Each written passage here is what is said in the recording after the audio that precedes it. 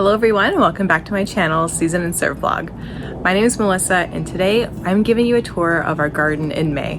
So I'll be giving you a tour of our kitchen garden, which I'm standing in right now in our backyard, as well as our front yard cut flower garden. There's not much going on there, but I have something special to show you, which really caught me by surprise, and I can't wait for you guys to see this. So the majority of this video will be on the kitchen garden because I did a little bit of summer planting. I planted some of my tomatoes and other crops that can go out at this time of year. I wanted to get everything done all at once, so like planting my tomatoes and peppers and flowers and all that. But it's been a little bit cold lately, so I'm holding my peppers inside and a couple flowers just until it gets a little bit warmer for them to be a little bit happier when they get moved outside. The weather here has been very weird in May. At the beginning of the month, it was very mild and warm. Then it got really hot one weekend, and then now we're back to cooler temperatures. And by cooler, I mean like 14 degrees Celsius. So it's okay for some things like tomatoes and cucumbers to be outside and squash, but other things like peppers that like a warmer climate, we're not quite there yet. But I'm hoping in the next few weeks we can get those out. And of course, when I do that, I will give you an update. So let's take a look at my kitchen garden and cut flower garden, and let's get into the video.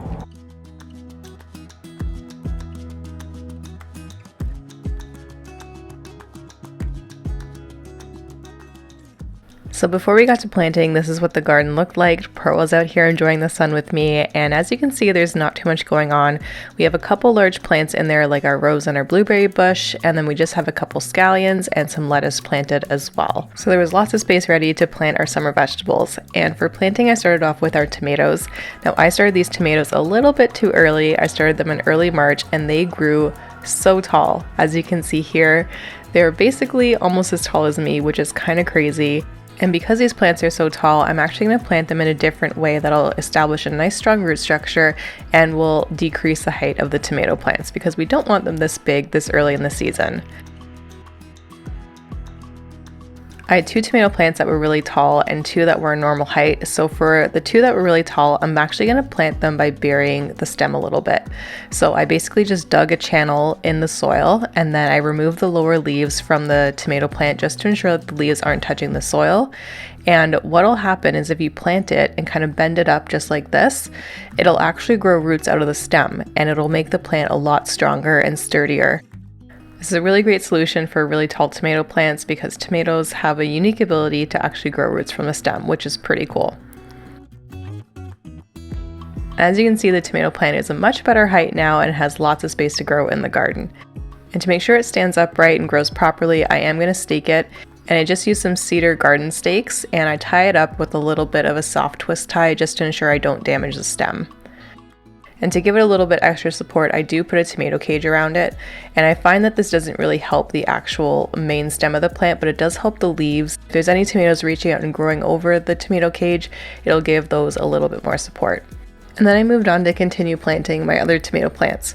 For the two that weren't very tall, I just planted them normally. So I just dug normal holes like I did here and just plopped them in straight down in the ground. Now this year I only had space in my garden for 4 tomato plants, which is a big difference compared to our old house and how many tomatoes I used to grow there. But this isn't a bad thing because I got to pick my 4 favorite tomatoes to grow.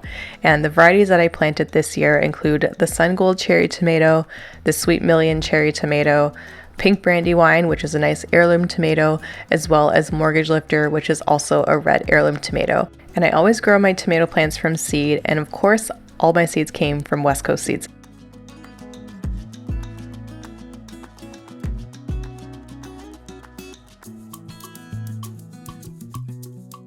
So I saved my biggest tomato for last, and this is actually my Sweet Million cherry tomato.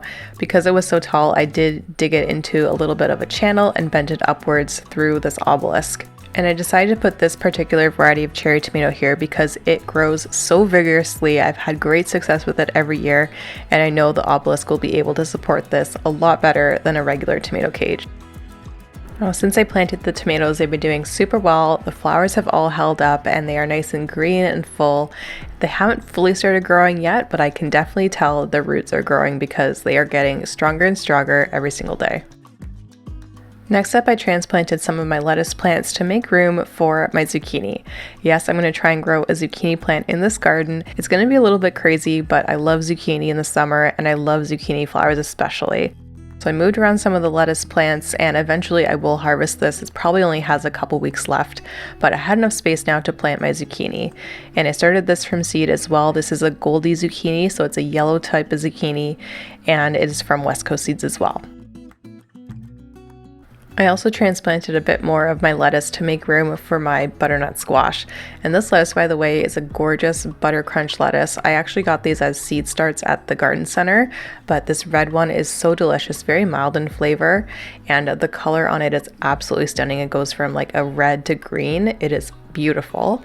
And then this green one is a baby leaf romaine lettuce. It is nice and tender and delicious, just not as crunchy as the butter crunch.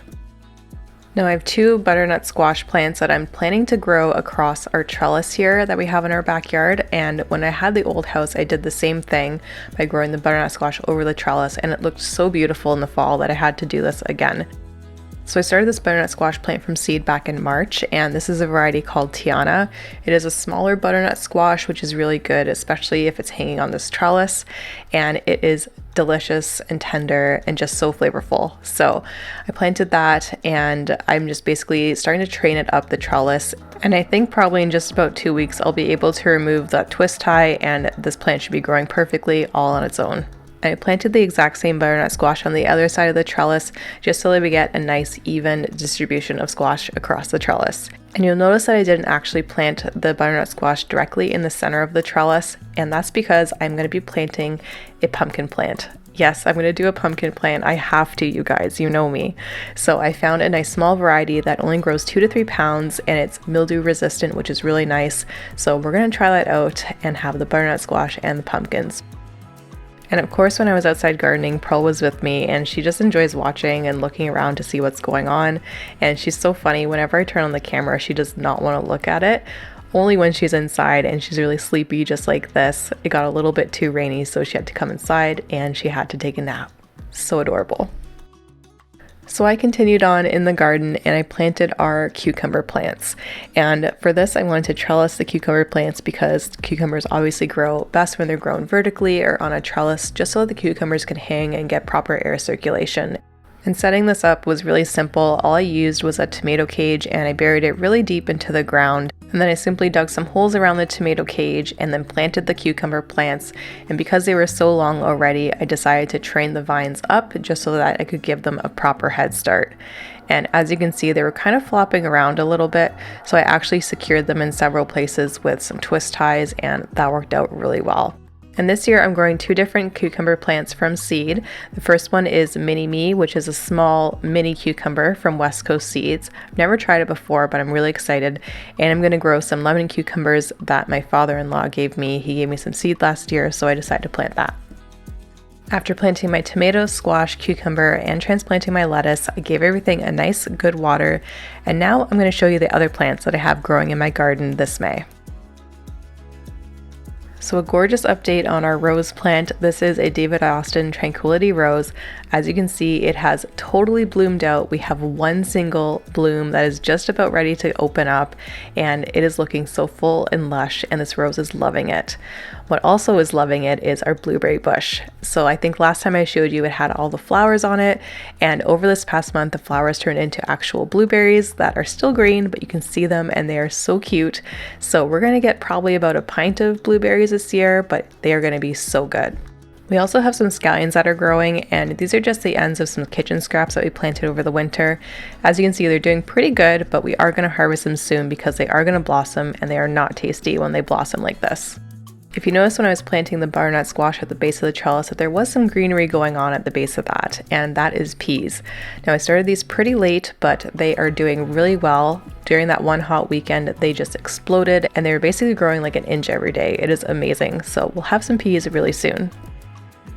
We also have a nice blue spruce tree that is planted in a pot, and I love when the spruce trees grow in the spring because you can see the ends of them are super vibrant and brand new.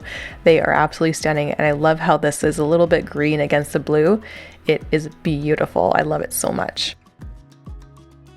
Next up, our herb garden, which is growing really well. As you can see, I have a collection of pots here now.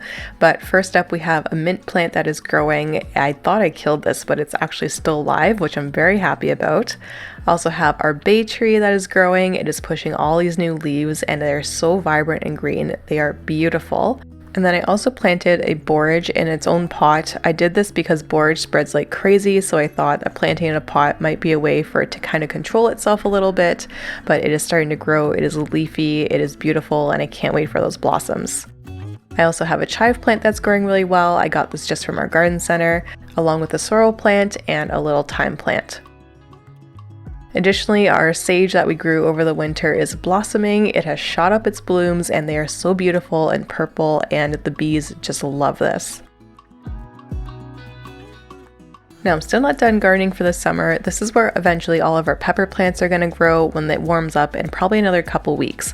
But for now, I do have some things growing in here, just in some pots. First up, I have a dahlia plant and it's shooting up its stalks, breaking dormancy. And I also have a taro plant. I got this again from my father-in-law, and I'm trying my hand at growing some taro, like the taro actual roots like potatoes. So I want to see if that'll grow better for me this year. I also have some pansies that I'm growing. These are just left over from the spring, and I can't bring myself to get rid of them because they are so beautiful. I'm going to try and put them in a shady spot to see if they will last over the summer. For those of you who have a really good eye or who have a good memory from watching my last garden tour, you will notice that we have some brand new cedars placed in our hedge. When we moved into this house last year, there were 3 dead cedars already in this hedge, and it was just such a bad eyesore to look at, and we finally dug them out and replaced them, and they look so much better. And even though it looks funny with the size difference from the mature plants, it is a big improvement compared to looking at dead cedars or looking at our neighbor's backyard. So that's it for the summer vegetables right now. We still have lots more to do, including our peppers, some pumpkins. I'm going to be planting some scallions, carrots, a lot more things, so definitely stay tuned. One of the big things I do want to add to this garden as well is some flowers to attract more pollinators, because there aren't too many around here, so I want to bring in as much as possible. I have these zinnias started indoors that I'm just waiting to bring out, along with these dahlias as well, so those should attract lots of pollinators. Next, I'll tour you around our cut flower garden, which is in our front yard, and there's not too much going on right now. All the tulips are done, so I'm just waiting for the tulip leaves to just turn yellow and die back, then I'll cut them out. But I'm very happy to say that our hydrangea is doing really well. It's probably doubled its size since I planted it, it's leafed out, and we have some blossoms that are starting to show up, which is very exciting. I also have some really nice planters that we did for summer, and David actually picked out all these plants to go together. The only thing I picked out was the sweet potato vine, which is the bright green plant in the very front, but David picked out everything else and he did such a good job. I think everything looks beautiful together, and I love the pink for summer. And I'm very happy to say that I figured out what the mystery plant was in our front yard, and it's actually a Magnolia Siboldi, or a Korean mountain magnolia. This plant blossomed in mid-May, and it came out with these nice white flowers, and then on the inside you can see it has a bright pink and lime green center, and it has a nice light fragrance to it, not too overpowering. They sadly do just last a week, just like regular magnolias, but the leaves stay nice and green until they die back in the fall.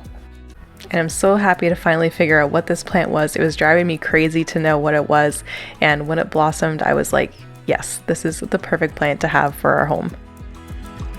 So thank you so much for watching my video today. If you enjoyed it, please make sure you hit the like button down below, as well as a subscribe button, and stay tuned. We have lots of amazing gardening coming up, as well as some delicious summer recipes. I have so many good barbecue recipes coming for June, so you don't want to miss that. Make sure you follow me here on YouTube, and also make sure you follow me on my Instagram and TikTok as well for more inspirational videos and living throughout the seasons. So thank you so much for watching, and I'll see you in the next video. Bye.